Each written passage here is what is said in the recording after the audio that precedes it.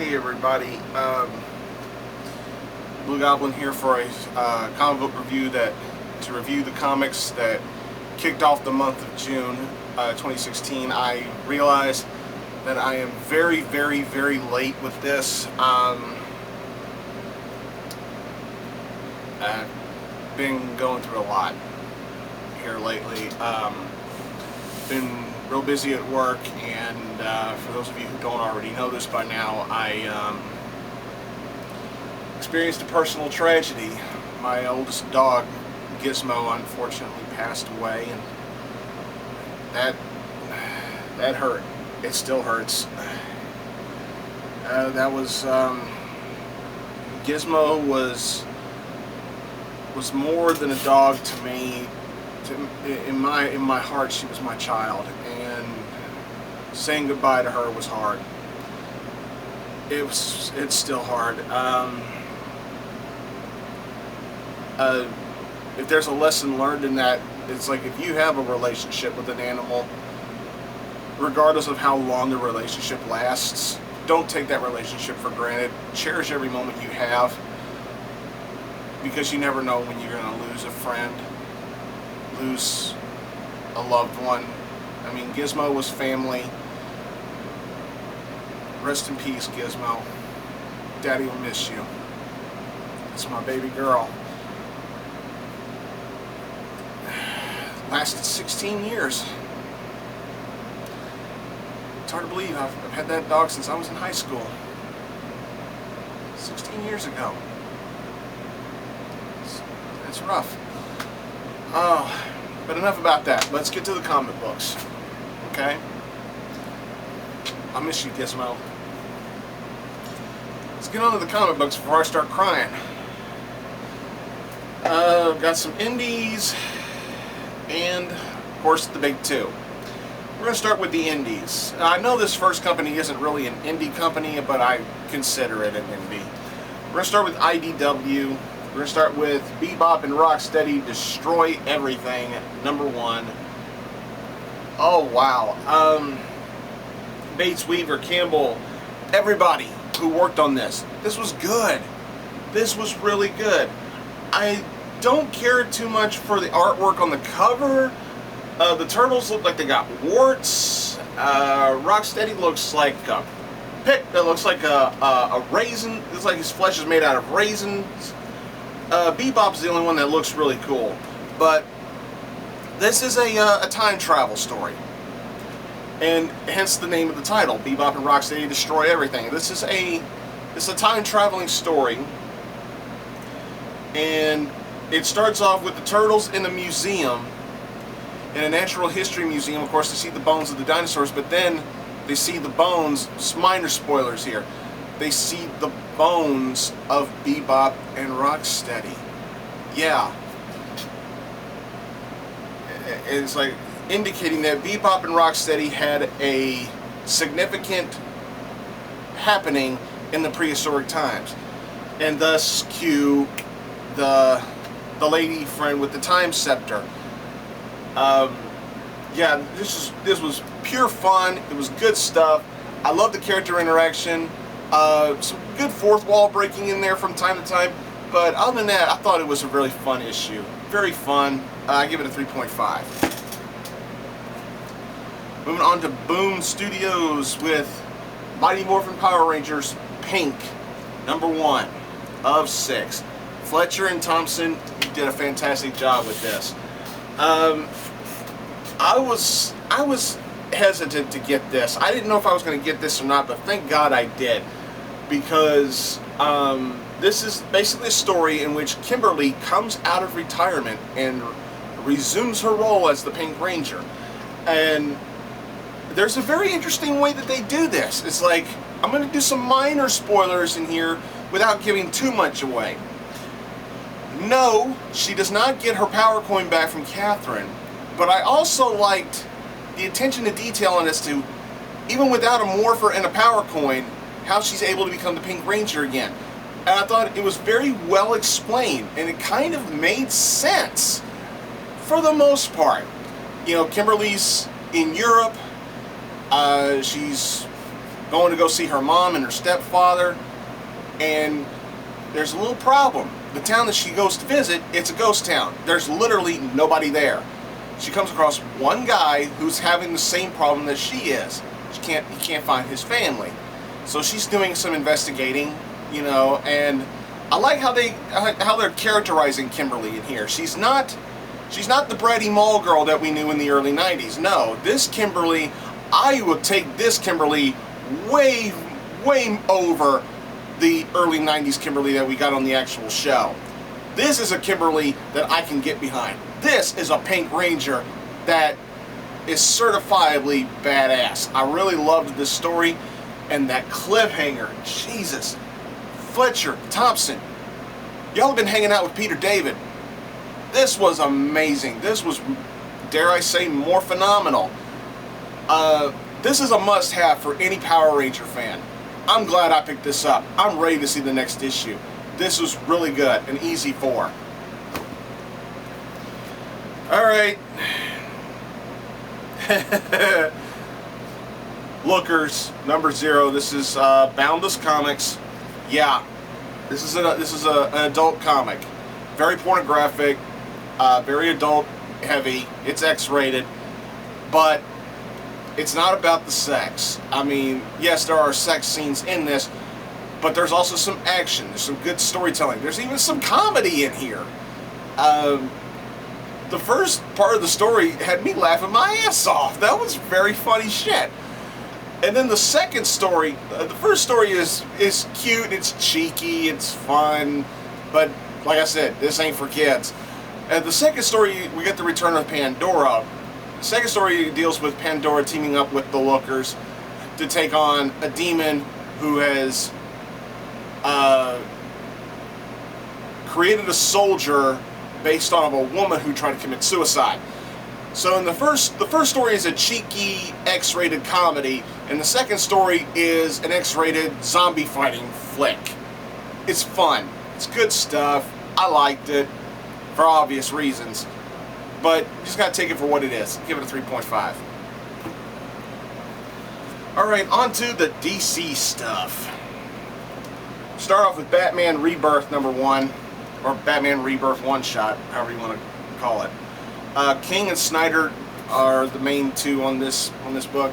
I'm going to be honest, wasn't really feeling this one that much. I really wasn't. My favorite thing about this book was the cover. I saw the variant cover and I thought it looked a little ridiculous. Hello, Captain Codpiece. But this was okay. It just didn't really feel like a new beginning. It didn't really feel like a rebirth of the character. It didn't really feel that way. Batman has a new recruit in the Bat family, I will say that. The new costume,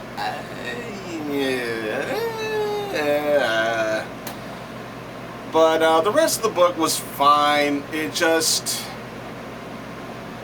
you're coming off something as monumental as DC Universe Rebirth with a Batman Rebirth, and you go from awesome to it kind of hurts it a little bit. It wasn't horrible, but it was just barely above it. It was just above average, but nowhere near perfect. I give it a 3. Next up, Batman Beyond number 13. This was good. Rewire Beyond is what it should have been called. In here we're getting like a split story here.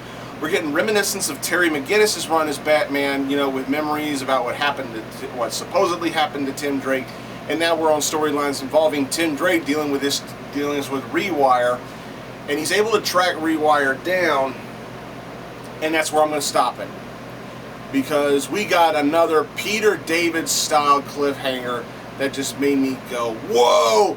But at the same time, if you follow me on Twitter, I said it on Twitter. As soon as I saw that cliffhanger, I said, I fucking called it. I fucking called that. I knew this was coming. I knew it was. DC just couldn't help themselves. But I like where it's going. Usually something like this is a bit of a cop-out, but I'm actually interested. It's actually piqued and increased my interest. And I'm looking forward to seeing where they go from here. This was a good book. Very good book. I'll give it a 4. I was pleasantly surprised with that. Next, speaking of pleasantly surprised, DC Comics Bombshells number 14. Mercury Fennec, god damn! I love you, girl. This is good stuff. The first story with Arthur and Mara, we're introduced to Arthur in here. Aquaman. But he's Arthur Curry, and he's Scottish. Yeah, Arthur Curry's a Scottish man. But we're introduced to him, and he's just a kind soul to Mara, and of course Mara's just gonna eat that hospitality up and just absorb that kindness only the way she can. And the second story involving the Joker's daughter and Harley and Ivy, that stuff was really good too. But then that last page, all I can say is, it's about damn time, and man was that fucking adorable. I loved this issue. Loved it. 4. Whoops. Okay, next. Green Lanterns Rebirth. Jeff Johns is back on the Green Lantern trail. But this was interesting. The cover actually has a meaning. It's minor spoilers here. It's Jessica Cruz and Simon Boz. They are now placed in charge by Hal Jordan to be the 2 Green Lanterns to protect the Earth. And man, does he really stick it to them, because Jessica and Simon, they don't get along. Hardly at all. They bicker like they're brother and sister. I mean, they just bicker. So, of course, before issue 10, probably, they're going to end up hooking up. But I like what Hal does to them to force them to work together, whether they fucking like it or not. You're part of a police force for the entire galaxy. You need to work together. You need to learn to work together. Because out in the field, out in space, shit can happen. And there's gonna be times where you're gonna need to depend on your fellow Lantern. So Hal devised a way to make absolutely sure they have no choice but to learn how to work together. By merging Simon and Jessica's lanterns into one lantern, a lantern that they have to share to be Green Lanterns. That's pretty damn clever. I can also understand the opinions of some of the fans who are going to bicker at that a little bit, but I think it's a good move from a character development standpoint. I think it's very well done and very well executed. What better way to teach these 2 to work together than to literally force them to learn? It's just good stuff, and this was a really good starting point for these 2 teams, and I'm loving who the main antagonists are going to be for our jumping off point. Fucking awesome. This was good. An easy 4. Here's something else that caught me by surprise on how good it was. Superman Rebirth 1, number 1, or 1 shot, whatever. Peter Tomasi, Doug Mahnke. Oh, this was good. This was really good. You're coming off the heels. Okay, I did not read the last days of Superman, or the end of Superman, or whatever the hell it was called. I got the cliff notes of it, and I got some good exposition from it here. The new 52 Superman, supposedly, is dead.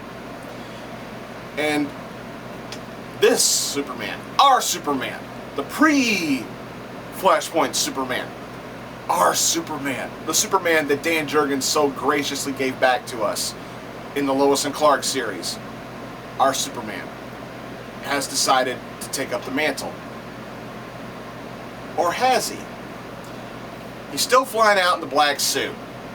In the black suit that he wore during the Lois and Clark run. And he goes to this brand new memorial dedicated to the new 52 Superman. And he finds out that there's somebody in there digging around trying to get a hold of him, and it's none other than Lana Lang. And there's some really good dialogue in here. Really, really impressive character development done in the dialogue in here. Very, very well done. our Superman gets to take a look at the new 5/2 Fortress of Solitude, and he's kind of impressed on how it looks and everything. And he's also impressed on how well the new 5/2 Superman honored the memory of Krypton. And it was just an excellent book, and I really enjoyed it. I enjoyed it so much that I decided to give Action Comics and Superman a try. I really dug this that much, and it's been known. I'm not the world's biggest Superman fan. I do respect the character for the longevity he's had throughout the decades, but now I'm ready. I'm ready to start collecting some Superman comics, and I'm gonna give Action Comics and the Superman title a try, and hopefully everybody can please me very well with this. This was a really good book and easy for. Alright, moving on to Marvel. Start out with All New, All Different Avengers number 10, Mark Waid. Fuck. Okay, the Avengers team up to go out into space to look for Nova's father. And everybody's ready to go. There's a couple of members who aren't comfortable with working out in space, primarily Miles Morales, Spider-Man. I want to call Miles the Spectacular Spider-Man, because we got Peter as the Amazing Spider-Man.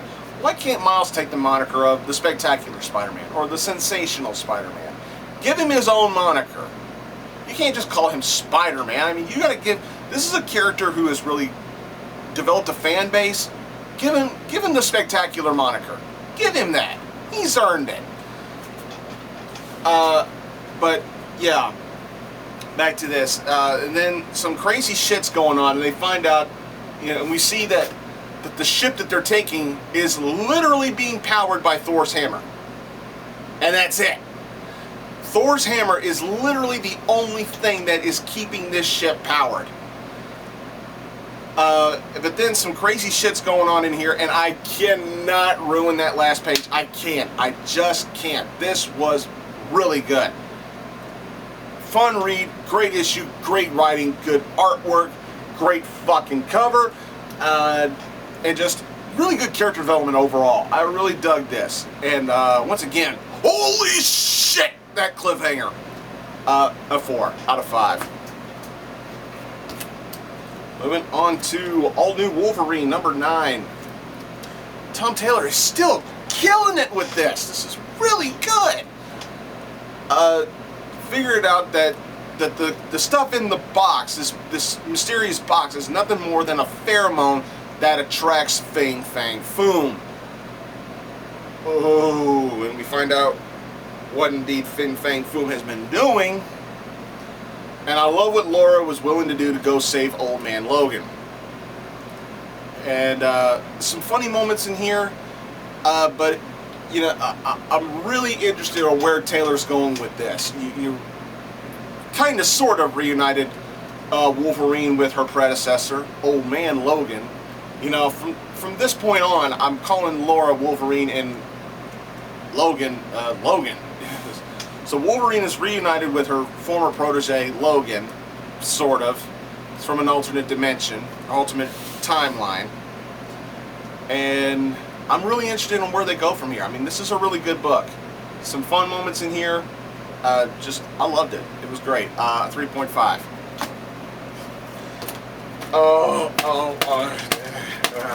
Fuck me. Fuck this. Fuck. My head.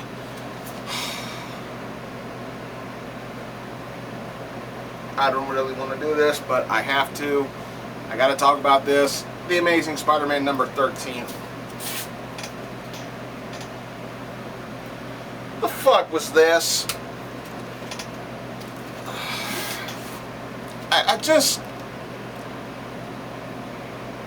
I know I sound like a broken record, but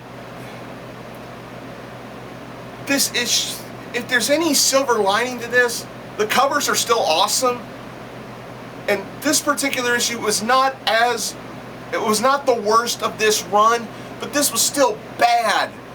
You've got Peter and Tony, Spider-Man and Iron Man. This is nothing more. This whole entire issue was nothing more than a dick measuring contest. That is literally all this was. And it, you know, for being so, and for harping on about being so responsible, Peter acts like a fucking child in this issue, and so does Tony.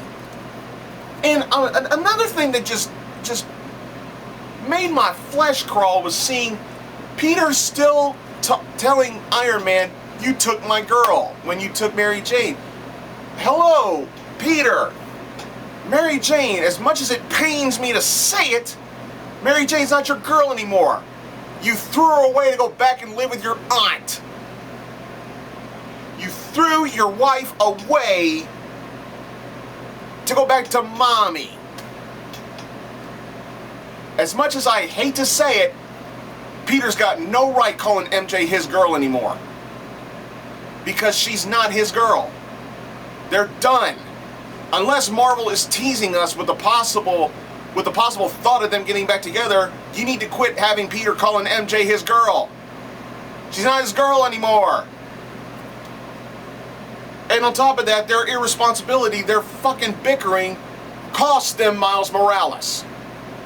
I'm gonna spoil the fuck out of it. Miles Morales gets kidnapped by a fucking villain that I never cared for, that I never am gonna begin to care for, in Regent. Regent kidnaps Miles Morales and starts taking his power. Oh God, Regent's such a big, bad, powerful guy. What the fuck ever? Fuck Regent and fuck this book. 1 out of 5.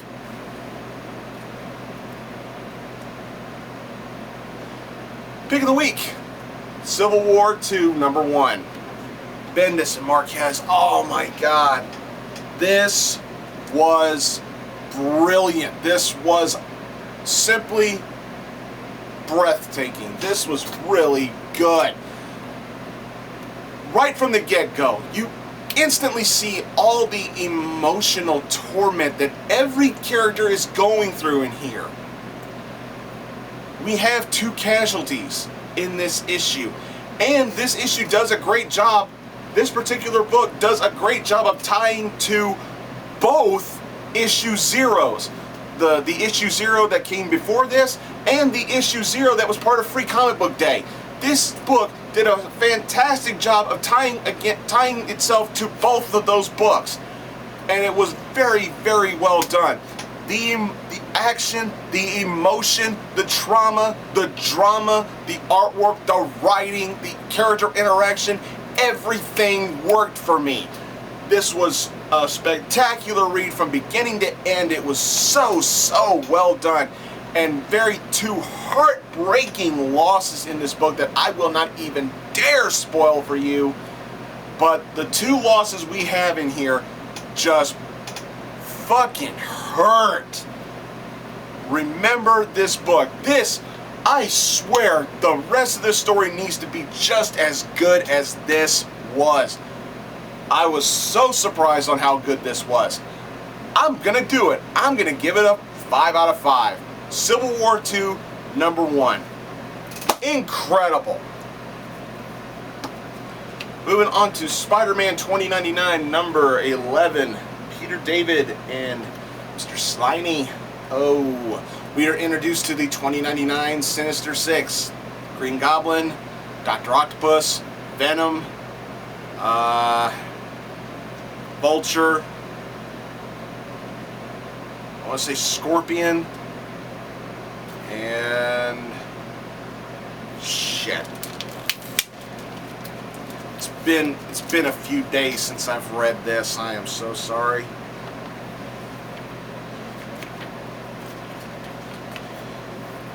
Yeah, it is Venom, Green Goblin, Dr. Octopus, Vulture, Electro, Sandwoman.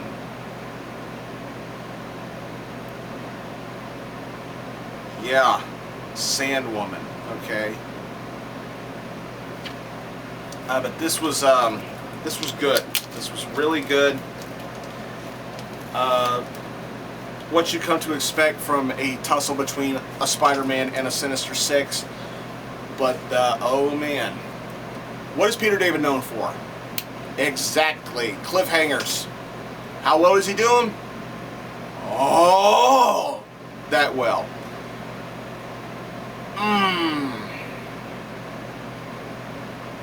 I don't want to say he's Shyamalan to me, but woo, what a twist.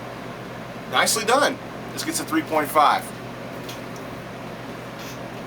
Moving on to Spider-Women Omega, excuse me. Spider-Women Omega. Hopeless and Leon. This was great. This was a really great way to conclude this story. It's Spider-Woman, Spider-Gwen, and Silk. This is their conclusion to their storyline, in which they deal with the Cindy Moon, aka Silk, from Spider-Gwen's world. The evil Silk. And I like how they interacted with each other. I mean, this felt kind of nostalgic, to where, you know, the heroes, they're in a hole, they gotta find a way to dig themselves out, so they get a little desperate here. It's always good to see the heroes not backing down, but still fighting very desperately, to the point where you're like, okay, are they actually going to win this fight or not? And it really did feel that way. And I don't think it's any secret that the ladies won, but the way they won, it was kind of like a little bit of a stroke of luck, but just very well handled, with a very comedic ending. I really dug this. If you missed out on the Spider-Women story, I suggest you go ahead and get the trade. Just really good. A solid read. It gets a 3.5. And we're ending this review off with XMen 92 number 4. Sims Bowers. Oh man, this was really good. Alpha Red's bite is spreading. More vampires are surfacing up. And we learned that one of them, Wolverine, is able to fight it off a little bit due to his healing factor. He's still a vampire, but he's able to hold it back just enough to where he can still function.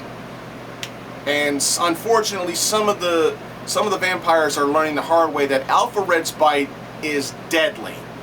Whereas he can turn you, but the bite slowly is killing you. And somebody makes a deal to eradicate the vampires. Now, how they do that and what exactly happens, I can't spoil for you. But it's just very, very well done, and a bit of a debate at the end between some of the characters on whether they feel what they did or what they had to do was right or wrong. It's just really good, very well handled. I think it's a must-have for any good die-hard X-Men fan. Really good book. It gets a 3.5 from me.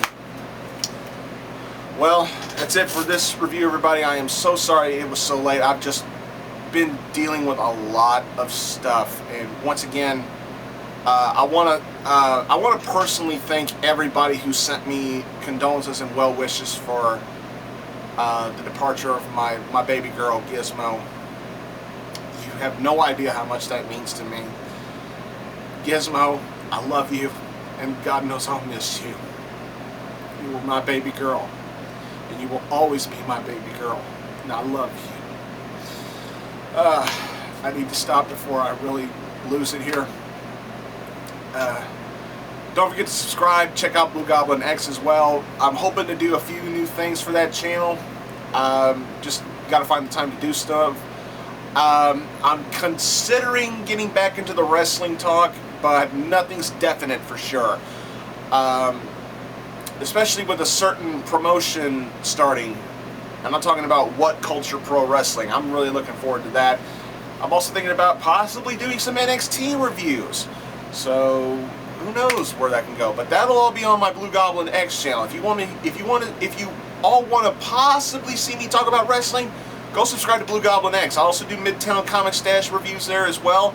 Don't forget Arkham Asylum Studio. Jennifer and I are also thinking about doing something, adding a few things to that as well.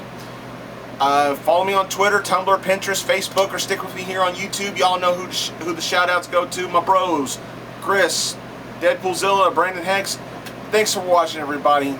Thank you very much. Gizmo, I love you, honey. I am Groot. and I'll see y'all later.